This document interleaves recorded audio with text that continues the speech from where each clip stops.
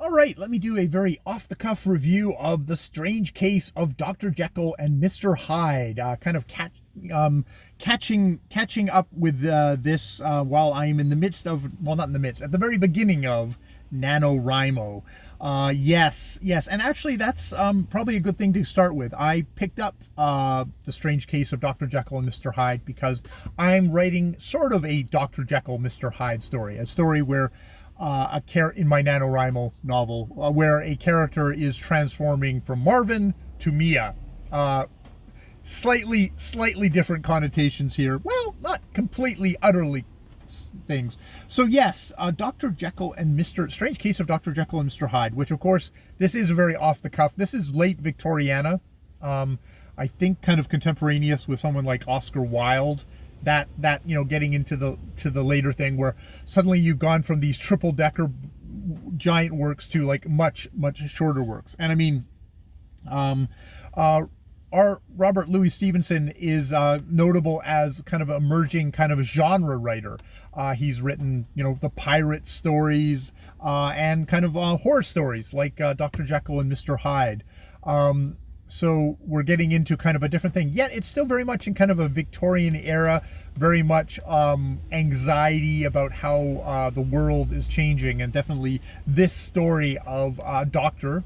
Jekyll, who we learn throughout the story becomes the prototypical kind of story, has been transforming into the short, swarthy, violent, highly disquieting Mr. Hyde.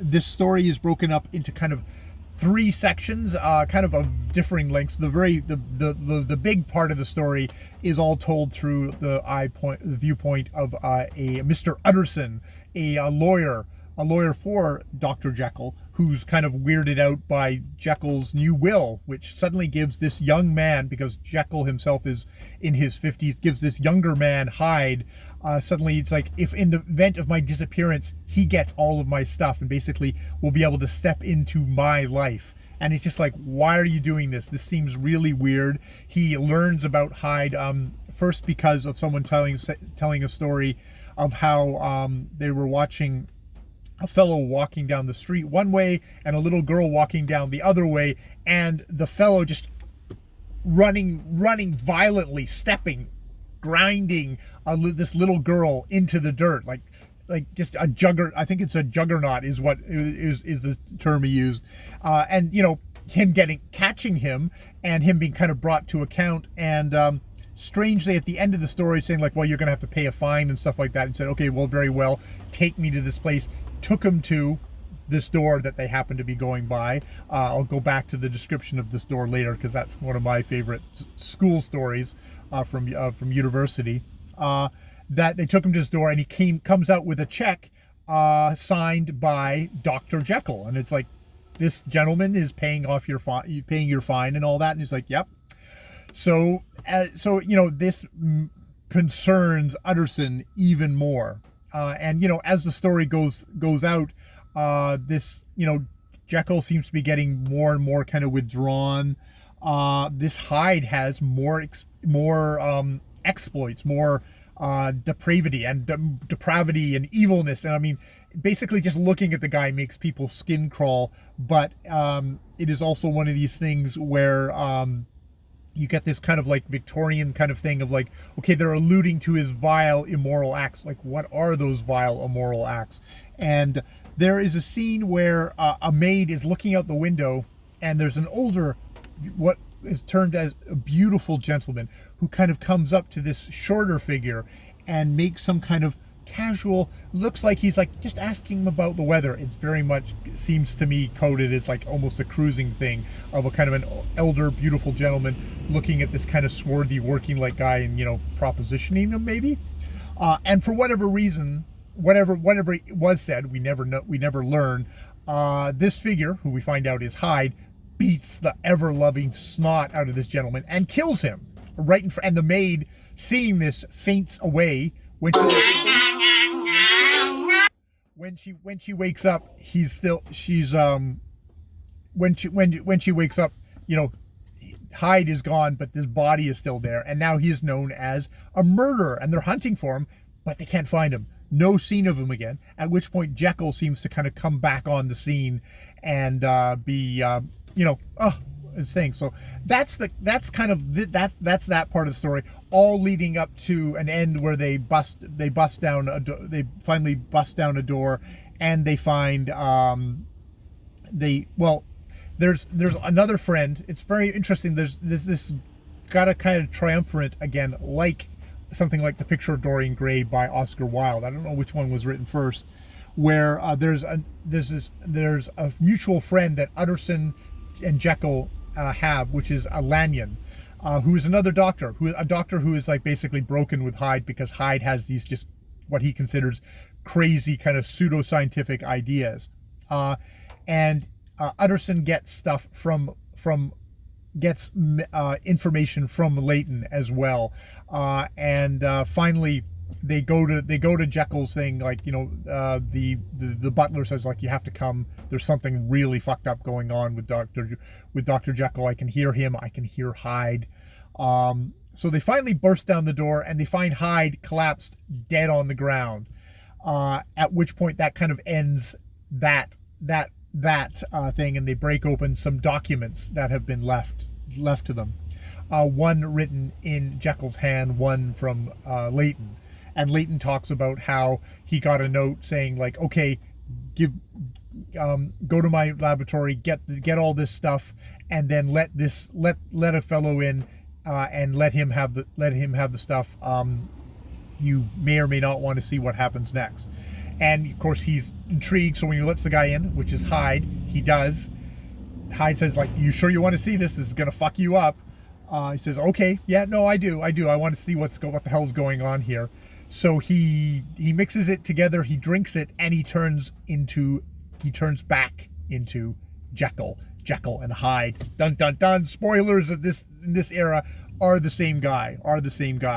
So that's that. We get that story, and it's basically the implication is the horror of it all, the kind of all of that has just kind of done Leighton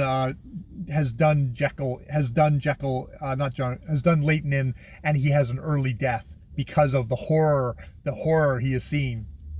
And the final document we get is the testimony of Dr. Jckll. And it basically talks about how his studies, how he was always tormented with kind of these kind of evil thoughts, these immoral, lustful, violent thoughts.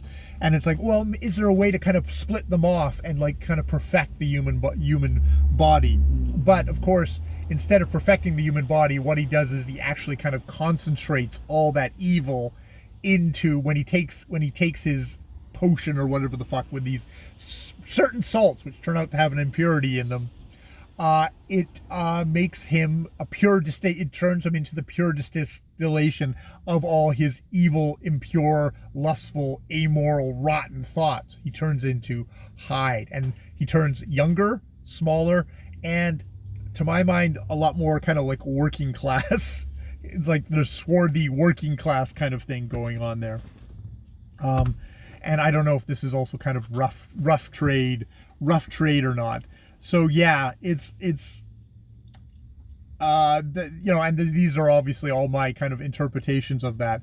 So it's interesting. You get the kind of idea of like, because an earlier Victorian novel would be all about the kind of the height of reaching for perfection, of becoming the perfect greatest thing. But at the end of the 19th century, going into what's going to be the shit show of the 20th century, you're someone who has that pursuit, but ends up waking up all the evil spirits, all the violence and the immorality, the irrationality of the human being suddenly is unleashed. It's the great nightmare of a 19th century person.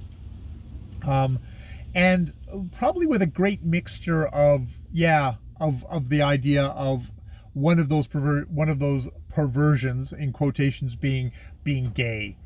This being coded as a gay panic novel. I really remember from a class I took in late Victorian literature, and them talking about the description of Hyde's the door to Hyde's quarters, which is at the back of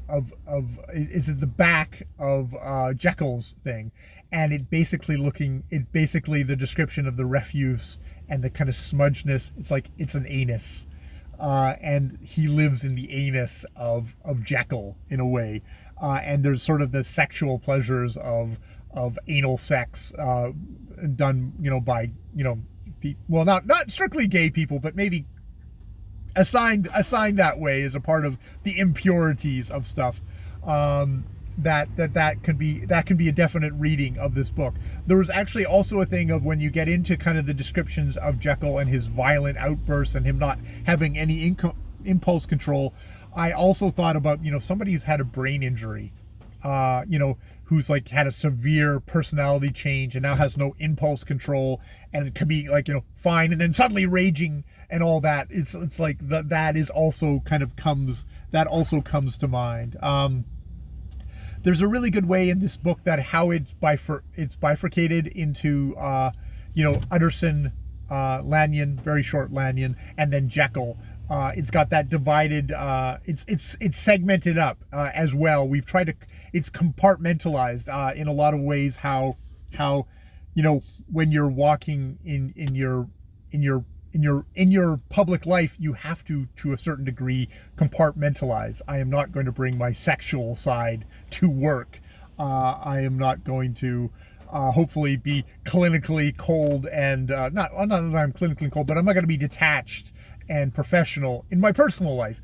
So you have those kind of natural compartmentalizations that kind of be living in the world demands, but you get someone like Jekkyll who is trying so hard to suppress kind of the dictates of being a pious Christian man in Victorian England, is so hard trying to suppress. And indeed, the more he tries to suppress Hyde as he goes along, the more Hyde erupts. By the end, he doesn't need, unfortunately, he's using the last of his this concoction to desperately trying to suppress Hyde, and it's working less and less, and he knows it's going to get to the point where basically it's going to be Hyde all the time, and Hyde is a known murderer who will be destined for to be hung immediately because his victim was this beautiful gentleman, was also an MP, upper class. So this one counts. If he's murdered and raped and killed, raped other people, they've been lower class people. He lived in Soho, which is the entertainment district, which I assume is also kind of coding for prostitution and stuff like that. I will have to look into it, but it's kind of it's interesting, is a thriller genre book. And it's written for, what kind of an audience is it written for? But it's still a Victorian audience where you've got to try and kind of allude to stuff gently, or else you wouldn't be able to publish. So yeah, I really enjoyed this reading of Dr. Jckll Mr. Hyde. I think for my purposes, for my NaNoWriMo novel, it's because for my purposes, I guess Marvin is Jekkyll and Mia is Hyde.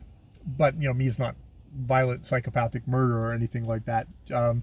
She's very sexual, and she probably does represent a very repressed part of Marvin. But it's striking. Okay, well, don't. It's like most of this book, in a lot of ways, is of Dr. Jckll Mr. Hyde is focused on Dr. Jekkyll. This is Dr. Jekyll's struggle. Hyde is simply the result that happens afterwards. I don't know if I'm going to go that far, but that's a good thing to go with. I should be getting into the insecurities. I should be getting into all of that. I should be getting insecurities, anger,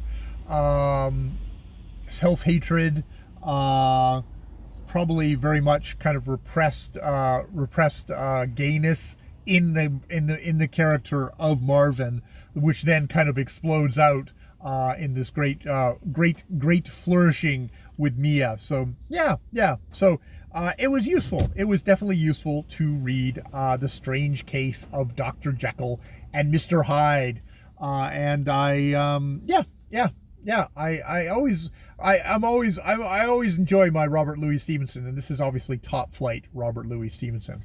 All right, I will leave it there. I've got plenty of time. I'm now going to go continue writing NaNoWriMo, get my words in for today, then maybe have a nap. All right, more videos later.